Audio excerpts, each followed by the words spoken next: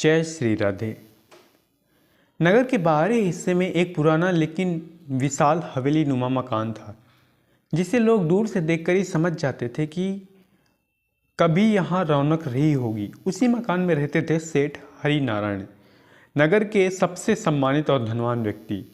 कभी उनके नाम से बाजार चलता था, उनकी एक आवाज़ पर काम रुक जाता था। 4 दुकानें, 2 गोदाम, जमीन जायदाद और बैंक बैलेंस, सब कुछ भरपूर था। लोग कहते थे सेठ जी को किसी चीज़ की कमी नहीं, और सेठ जी भी यही मानते थे। उम्र बढ़ने लगी, शरीर कमज़ोर होने लगा, लेकिन मन में एक अजीब सा घमंड था, पैसे का, रुतबे का और इस भरोसे का कि जब ज़रूरत पड़ेगी सब कुछ पैसे से खरीदा जा सकता है।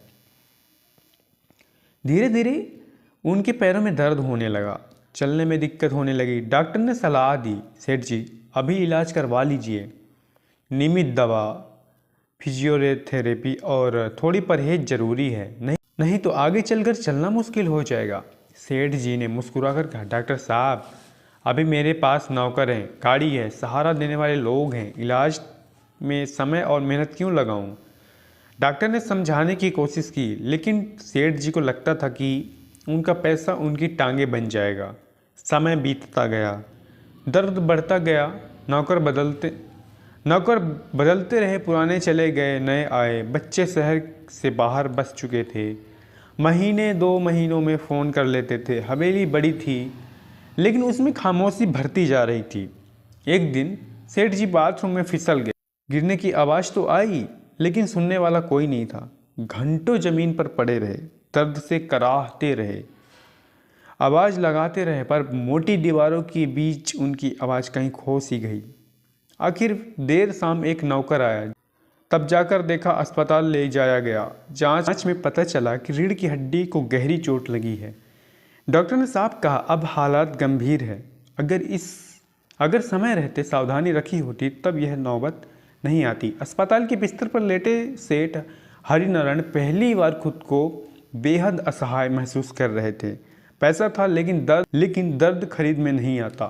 इज्जत थी, लेकिन रात में सिरहाने बैठने वाला कोई अपना नहीं था।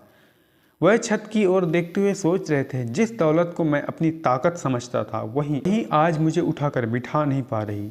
अस्पताल से लौटने के बाद सेठ जी का जीवन पूरी तरह बदल चुका था।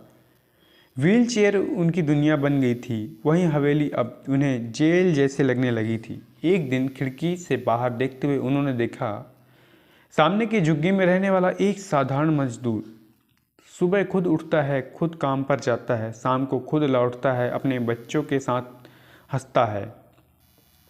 उसके पास ना दौलत थी ना आराम, लेकिन उसके पैरों में ताकत थी और मन में आत्मसम्मान। उस दृश्य ने सेठ जी के भीतर कुछ तोड़ सा दिया हो। उन्हें समझ में आने लगा कि असली अमीरी शरीर की क्षमता और आत्मनिर्भरता। उन्होंने सोचा, मैंने जिंदगी भर दूसरों पर काम करवाया, लेकिन खुद अपने शरीर पर काम नहीं किया। मैंने पैसे कमाने में उम्र गुजार दी, लेकिन स्वास्थ्य बचाने में कंजूसी कर दी। आज मेरी हर ज़रूरत के लिए किसी और का इंतज़ार है, पानी के लिए, उठने के लिए, चलने के लिए। यही सबसे बड़ी गरीबी है।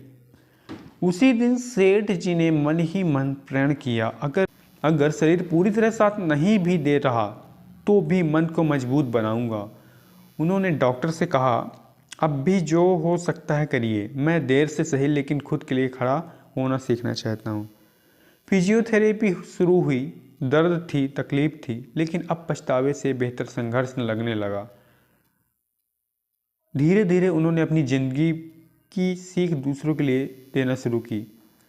जो भी उनसे मिलने आता वह कहते, बेटा पैसे पर भरोसा रखो, लेकिन सबसे ज़्यादा अपने शरीर और आत्मसम्मान पर। ऐसा समय ज़रूर आता है जब न पैसा चलता है, न पहचान, सिर्फ इंसान खुद चलता है। यह कथा हमें यह सिखाती है कि आत्मनिर्भरता केवल रोजगार या कमाई का काम नहीं है, बल्कि अपने शरीर, अपने निर्णय और अपने जीवन की जिम्मेदारी खुद उठाने का नाम है। जो आज आलस में जीता है वह कल मजबूरी में जीता है, और जो समय रहते खुद को संभाल लेता है वही बुढ़ापे में भी सम्मान के साथ जीता है। भीतरी सच यही है, दुनिया में सबसे भरोसेमंद सहारा वही है जो बिना आवाज़ किए हमेशा आपके साथ रहता है, और वह है आपका अपना शरीर, आपकी अपनी समझ और आपकी अपनी आत्मनिर्भर सोच। जय श्री राधे।